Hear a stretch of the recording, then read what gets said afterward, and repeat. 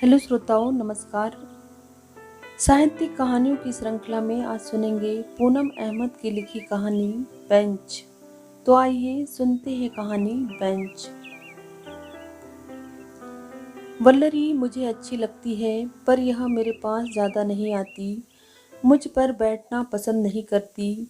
इसे लगता है ये जो महिलाएं शाम से रात तक मुझ पर बैठी रहती है, इन्हें कोई काम नहीं है। ये बस बैठकर बुराइयां करती है, घर के कामों से बचकर या बहू से बचकर मुझ पर धूनी जमाए रखती है। अब मैं वल्लरी को कैसे समझाऊं कि ये रमा, बिमला, सुधा, कांता सब जो 65 से ऊपर है, ये घर में अकेलापन महसूस करती है। इनके बच्चे अपने दुनिया में रम गए हैं। अब ये क्या करे, घर में अकेली ही तो बैठी रहती है। इनके नाती पोते इनकी पसंद से इन्हें टीवी भी नहीं देखने देते। यहाँ बैठकर सुख दुख बतिया लेती है। तो वल्लरी को लगता है कि ये औरतें कितनी बेकार की लाइफ जी रही है। वल्लरी इतनी प्यारी है, समझदार है, पर कुछ चीजें अभी महसूस नहीं कर पा रही है। 35 की ही तो है अभी, घर के कामों में व्यस्त है। अभी 65-70 की उम्र का अकेलापन समझ नहीं पा रही है। मैं तो पवई की सोसाइटी वृंदावन के इस बिल्डिंग की एक बेंच हूँ। 20 साल से सबके दुख सुख सुन रही हूँ। वल्लरी नई आई है। इसके घर में पति विपिन और बेटा सौरभ ही है। एक दिन रमा ने इसे आवाज देकर परिचय के लिए बुलाया था। तभी मैंने सुना था। वल्लरी ने जितनी देर खड़े रहकर बातें की थी, मुझे अच्छा लगा था। वह मुझे पसंद आई थी, पर ठहरी नहीं थी ज़्यादा। इसके बाद भी बैठी महिलाओं ने इसे आवाज़ दी। वल्लरी आई, रुकी, बातें की, पर बैठी नहीं, क्योंकि उसके दिमाग में यही बात जम गई है कि जो औरतें बेंच पर बैठी रहती है, उन्हें कोई काम नहीं है। मैं व्यस्त हूँ, मुझे घर में बहुत काम है। विपिन के साथ डिनर के बाद वह यहीं टहलने आती है। विपिन से बातें करती हुई एक दिन कह रही थी, अरे ये आंटियाँ अभी तक यहीं जमी है। मैं शाम को सैर के लिए गई थी, तब भी बैठी थी। हमारा डिनर भी हो गया और ये यही है। हद है यार, टाइम खराब करने की भी। अब वल्लरी को कौन समझाए कि हद टाइम खराब करने की नहीं, हद है इनके अकेलेपन की। इनके घर में कोई यह पूछने वाला नहीं कि ये कहाँ है। विमला की बहू ने तो कह रखा है कि जाकर नीचे बेंच पर बैठो। यह उसके बच्चे के पढ़ने का टाइम है, वह डिस्टर्ब होता है। जब बुलाऊंगी तब आना। और कांता, इनके पति है ही नहीं। एक बेटी है, वह भी विदेश में। घर में कितना अकेले मन लगेगा। वल्लरी इनके सुख दुख से वाकिफ नहीं है। मैं हूँ इनके सुख दुख की साथी, एक बेजान पत्थर की बेंच जो इन औरतों के जीवन की हर बात जानती है। बाहर से दिखने में शांत, मगर इनके दिलों में उठती हलचल से पूरी तरह वाकिफ हूँ मैं। यहाँ बैठने वाली महिलाओं का जीवन, उनकी संख्या, उनके नाम बदलते रहते हैं, पर सबके जीवन में जो उठापटक चलती रहती है, उसे देखते हुए लंबा अरसा बीत चुका है। बिल्डिंग भी पुरानी हो रही है। लोग आते जाते रहते हैं, नए पुराने लोग, सबकी बातें, अलग अलग किस्से, युवा बुजुर्गों की अलग अलग दुनिया, सब देखी है मैंने। मैं अगर इंसान होती तो जो बातें देखती सुनती हूँ, एक ग्रंथ ही लिख डालती। यहाँ हर बिल्डिंग में 2 बेंच हैं। अधिकांश समय बुजुर्ग आंटियाँ ही बैठती हैं। मैंने देखा है बुजुर्ग पुरुष कम बैठते हैं। इस उम्र के वे लोग ग्रुप बनाकर बाहर घूमने निकल जाते हैं। ये आंटियाँ यहीं बैठना पसंद करती हैं। ये शारीरिक रूप से उतने मजबूत नहीं कि बाहर लंबा घूम कर आए। वल्लरी यही आते जाते थोड़ी देर रुक कर इन सब से हाय हेलो करती है, आगे बढ़ जाती है। मैं उसे देखती रह जाती हूँ। वल्लरी अब 50 की हुई तो थोड़ा और रुकने लगी, यहाँ बैठी महिलाओं के पास। अब शाम को सैर के बाद थोड़ा बैठ भी जाती है। मुझे तो पता नहीं क्यों वल्लरी से शुरू से ही स्नेह है। अब वह जब बैठने लगी है तो मेरे कान उसकी बातों की तरफ लगे रहते हैं। सौरभ विदेश जा चुका है, विपिन व्यस्त है, टूर पर रहते हैं। वल्लरी को पढ़ने का बहुत शौक है, यह मुझे अब पता चला, इसलिए इसे यहाँ बैठना पसंद नहीं रहा होगा।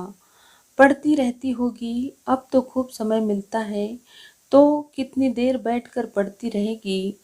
अब वल्लरी का मन करने लगा है कि वह किसी से बातें करे, किसी से कुछ कहे, कुछ सुने। मैं जितना वल्लरी को समझती जा रही हूँ, उससे बहुत जुड़ती जा रही हूँ। उसमें सचमुच कुछ खास है। किसी से कुछ भी बातें करती है तो उसकी बातें अलग होती है। वह शालीन है, सभ्य है, उसमें कुछ अलग है। वही अलग चीज़ें मुझे उसकी तरफ खींचती है। अब मुझे उसका इंतज़ार रहने लगा है। अब वह शहर के बाद घर नहीं भागी जाती, यहाँ बैठती है, लोगों से मिलती जुलती है, विपिन के ऑफिस आने के पहले घर लौटती है। कालचक्र अपनी गति से घूमता रहा। मैं भी इस बीच कितनी बार टूटी, कितनी बार बनी, पर लोगों से जुड़ी रही। अब समय ने करवट लेकर जीवन का जो रूप वल्लरी के सामने रखा, उसके तन मन की स्थिति पूर्ण रूपेण बदलती जा रही थी। वह अपने विचारों पर चकित भी थी, उदास भी। वह अब हर स्थिति को अलग ढंग से देख रही थी। अपने सोचने के ढंग में जमीन आसमान का अंतर देख हैरान सी घूमती। कुछ शारीरिक परिवर्तनों के चलते कभी कभी बुझी सी भी होती। टीवी के बेकार सीरियल्स वल्लरी को पसंद नहीं थे। मैं वल्लरी को चिंतित, व्यथित नहीं देख पा रही थी। फिर वल्लरी अचानक रोमांच से भर उठी। सौरभ को इटली में ही अपनी एक सहकर्मी पसंद आ गई है। लड़की का परिवार है तो इंडियन, पर सालों से इटली में ही रह रहा है। अब वल्लरी और विपिन इटली जाएंगे, वही बेटे की शादी कर आएंगे। यहाँ किसी फंक्शन का कोई चक्कर दिखावा नहीं। मुझे वल्लरी की यही बात सबसे अच्छी लगती है। वह किसी भी बात में सोसाइटी का प्रेशर नहीं लेती, वही करती है जो उसे खुशी देता है। बेटी की शादी करके वल्लरी 1 महीने में लौटी। खुश थी, बहू पसंद आई है उसे। वैसे भी वह मॉडर्न शांति प्रिय स्त्री है, मीन मेक निकालने वाली नहीं। आकर खास लोगों में उसने मिठाई बांट दी है। अपने साथी बेंचर्स के लिए भी एक डिब्बा लेकर आई थी। मुझे अच्छा लगा उसे खुश देखकर, मैं भी खुश हुई थी। कुछ ही दिनों बाद बिल्डिंग में शोक की लहर फैल गई। जानलेवा सन्नाटा सबके दिलों को झकझोर कर गया। छठी फ्लोर पर अकेली रहने वाली 70 वर्षीय माला आंटी का रात में सोते सोते हार्ट फेल हो गया। सुबह 12 बजे तक दूध अखबार नहीं उठाया गया। मेड की घंटी बजने पर दरवाज़ा नहीं खोला गया। फ़ोन की घंटी बजती रही तो भी किसी ने इस बात पर ध्यान देना जरूरी नहीं समझा। पूरा दिन बीत गया। छठी फ्लोर पर रहने वाली अंजलि ने जब वल्लरी को इंटरकॉम पर शाम को बताया कि दूध पेपर सब बाहर है, तो वल्लरी को खतरे की घंटी महसूस हुई। उसने फौरन चेयरमैन रमेश कुलकर्णी को खबर दी। उन्होंने विदेश में रहने वाले माला आंटी के बेटे पवन को फ़ोन किया। पूरी बात सुनकर पवन ने रमेश को ताला तोड़ने के लिए कहा। आंटी हमेशा के लिए जा चुकी थी। पवन को बताया गया तो उसने आने में अपनी असमर्थता जताते हुए कहा, अंकल मैं मुंबई में रहने वाले अपने परिचितों रिश्तेदारों को इन्फॉर्म कर देता हूँ। आप सभी मिलकर माँ का अंतिम संस्कार कर दीजिए। फ्लैट के लिए बाद में बात करता हूँ। पूरी सोसाइटी निर्मोही बेटी की बात पर हिल गई। विदेश गए बच्चों के माता पिता के चेहरों की उदासी में अपने भविष्य के प्रति भी व्याकुलता थी। सबने मिलकर आंटी का अंतिम संस्कार कर दिया। धीरे धीरे सबका जीवन सामान्य हो रहा था, जैसा कि दुनिया की रीत है।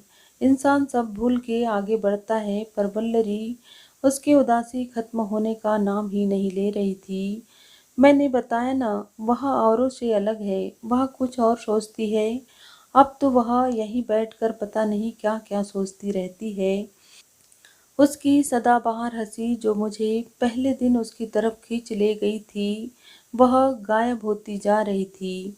माला आंटी के जाने के बाद से ही वल्लरी उदास थी, बहुत उदास। कई दिन ऐसे ही बीत गए। फिर अचानक वल्लरी सोसाइटी के कुछ लोगों के साथ दोनों बेंचों पर आकर बैठी। आज उसके चेहरे पर कुछ अलग भाव थे। उसकी सहेली मीता ने कहा, कहो वल्लरी, किस लिए सबसे मिलना चाह रही थी? वल्लरी की आवाज में बहुत कुछ था जब उसने कहा, मैं कई दिन से सोच रही हूँ, जैसे अंत माला आंटी का हुआ वह बहुत दुखद था। हम किस समाज में रह रहे हैं? यहाँ हमारा कोई अकेला रहने वाला पड़ोसी बंद घर में चुपचाप इस दुनिया से चला जाएगा, हमें खबर तक नहीं होगी।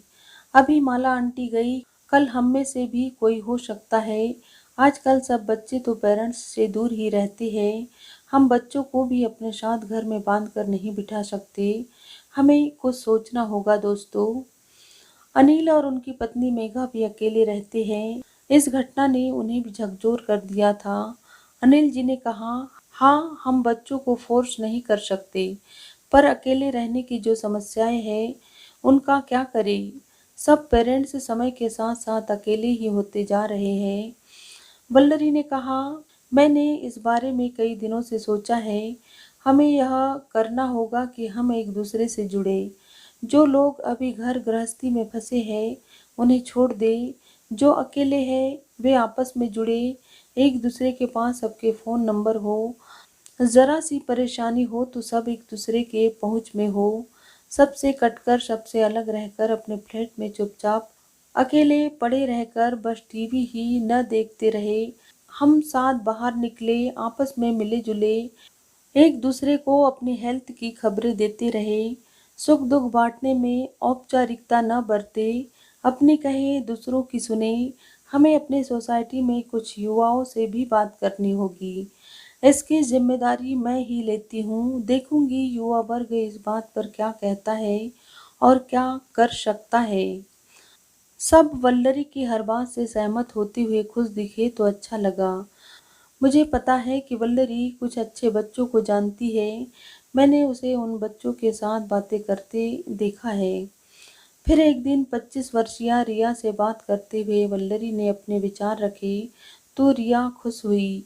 आंटी, आपने बहुत अच्छा सोचा। भैया भी बाहर पढ़ने जा रहा है। मैं दिन भर ऑफिस रहती हूँ। मम्मी पापा भी दिन भर अकेले ही रहते हैं। हम उनसे कितनी बार कहते हैं कि आप लोग बाहर निकलो, अपना ग्रुप बनाओ, मिलो जुलो। बस मम्मी तो काम खत्म कर टीवी के आगे बैठ जाती है। आंटी, मैं मम्मी और पापा को आप लोगों के ग्रुप में जबरदस्ती भेजूंगी और मेरे पास एक आइडिया है। आप लोग मेरे जैसे मेरे कुछ और भी दोस्तों के नंबर अपने पास रखिए। आप लोगों में से किसी को भी हमारी ज़रूरत हो, जो भी आप लोगों के पास होगा आपके पास पहुंच जाएगा। हम भी कोशिश करेंगे कि आप लोगों से जुड़े रहे, अपने आसपास अलर्ट रहे। किसी सोशल सर्विस के लिए किसी बड़ी संस्था से जुड़ने के लिए दूर जाने की ज़रूरत ही क्या है? यह तो हम अपनी बिल्डिंग से ही शुरू कर सकते हैं। और आंटी, मेरे दोस्तों से बात करने का काम अब आप मुझ पर छोड़ दीजिए। मैं उन लोगों से बात करके उन लोगों के नंबर भी आपको दे दूंगी। वल्लरी ने स्नेहपूर्वक रिया को थैंक्स कहा। वल्लरी के इसी व्यक्तित्व को पसंद करती हूँ मैं। कितने दिन सोचने के बाद उसने बढ़ती उम्र के अकेलेपन को महसूस कर कितना अच्छा रास्ता ढूंढ निकाला है। कितना जरूरी है यह। अब शायद बिल्डिंग की कोई माला आंटी यूं ही अकेली सी दुनिया से नहीं चली जाएगी। कोई न कोई सबके आसपास रहेगा ही। वल्लरी आज बहुत दिनों के बाद शांत थी। उसके चेहरे पर वही हल्की सी मुस्कुराहट थी जो मुझे पसंद है। आज वह खुश थी तो मुझे भी अच्छा लग रहा था। वह मेरी दोस्त जो है, पर यह वल्लरी को कहाँ पता है। तो श्रोताओं, ये थी पूनम अहमद की लिखी कहानी बेंच। आशा करती हूँ कहानी आपको अच्छी लगी होगी। तो मेरे वीडियो को एक लाइक, चैनल को सब्सक्राइब ज़रूर करें। Thank you.